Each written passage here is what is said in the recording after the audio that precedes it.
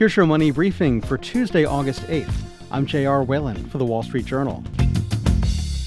The pandemic upended the automobile industry and changed the way we shop for cars, and some of those changes are here to stay.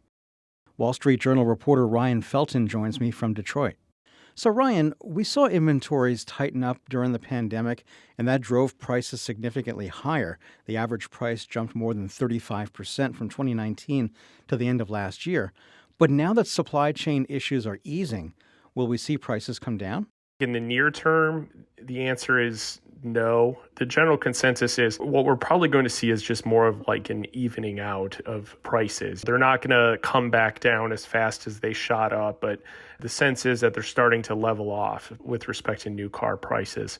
At some point, though, the expectation is that whether it's 6 months, a year or two from now, or even more, there's going to be more desire to open up the market again to new car buyers who want to buy something that's more affordable in the $20,000 range as opposed to the $30,000, $40,000, $50,000 ranges that are now more associated with cars of today. And that could involve introducing more basic versions of cars that are on lots today. A lot of folks have been buying stuff that has a lot of add-ons and options included. What's keeping the prices higher in the near term? Demand's just still sky high. It's defying all expectations, in particular this year, where everyone expected a slowdown given how high prices have gotten. A lot of analysts thought how many buyers out there could really pay for or want to pay an average price of $40,000 to $50,000 for a car. But we're still just seeing that there are plenty of people who have the means or have the ability to finance cars or who are still more than willing to. And, given that supply is still tight, we're still at around, I think, half of what there was prior to the pandemic. Prices are still elevated. What stands out to a lot of people when they drive by car dealerships is all the empty slots. In some cases, far less cars for sale than before the pandemic. Are dealers seeing their supplies increase? Yeah, if you talk to dealers across the board, they're saying we're definitely getting more product from the basically zero amount of cars they had during the pandemic. But most of them are still looking forward to getting more supply. There's still plenty of cars that are being pre-sold before they even hit the lot. To avoid the hit on their wallet, some people might consider leasing a vehicle and not buying it. And leasing promotions were pretty common until inventories shrunk. Can drivers expect to see those deals coming back? Eventually. There are more deals to be had now compared to before the pandemic. That's kind of the theme here. But it's slow going. Leasing represented about 1/3 of all customers getting into a new car. They opted for a lease instead of buying or financing it.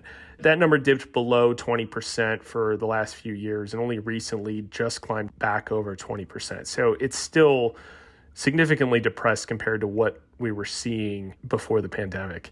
And companies still are dealing with lower inventory, and so there's less incentive to open up those leasing promotions.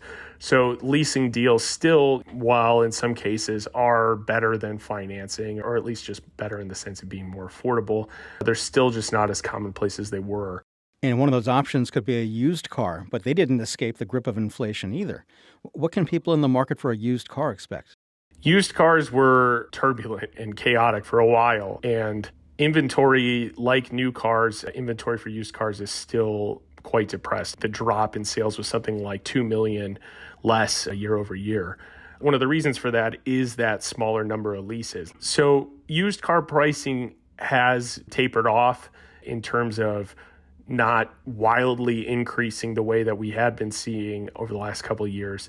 But similar to new cars, it's not dropping back down to levels we saw prior to the pandemic. It's just leveling off at this more elevated dollar amount. So similar to new cars, it's a hard market. You got to be willing to be either patient or just be open to looking for something because it's still kind of a hard sell at the moment.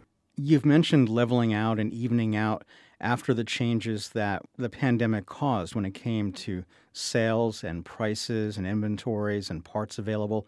How much of this do dealers and customers need to accustom themselves to what we often call the new normal?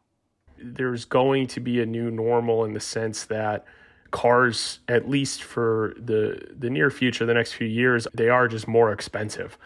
And it's tough because there is definitely a lot of folks who used to be in the new car market who bought cars that were $20,000 to $25,000. In our story, we mentioned that a decade ago, there was nearly 20 cars that priced under 20 grand. Today, there's 4.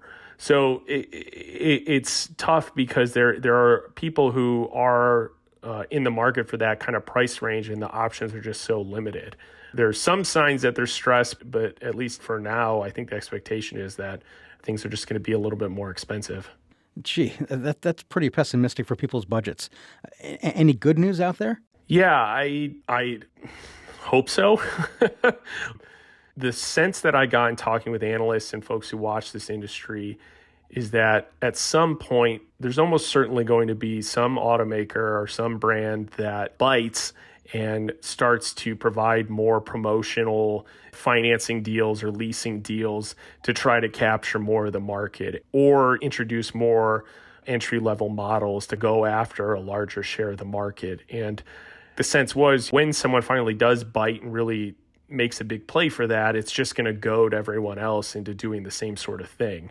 So for now, it's like this sort of stalemate or game of chicken, but I think the expectation is that at some point someone's going to realize like, well, gee, there's really is this big opportunity for the lower priced part of the market and go for it. And then at that point, I think you may start to see better deals come about. It's just waiting until that happens, which isn't necessarily good news.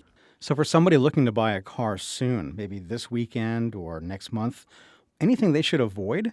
Avoid limiting yourself if you can. And by that, I mean, don't just try to go to one dealer to get the one type of car that you want. Maybe there's like 5 or 6 different dealers around your local metropolitan region of the same brand. You might find a better deal at one spot an hour away from one that's closest to you. If you have the ability to go hunting, do it. That's Wall Street Journal reporter Ryan Felton. And that's your Money Briefing. I'm J.R. Whalen for the Wall Street Journal.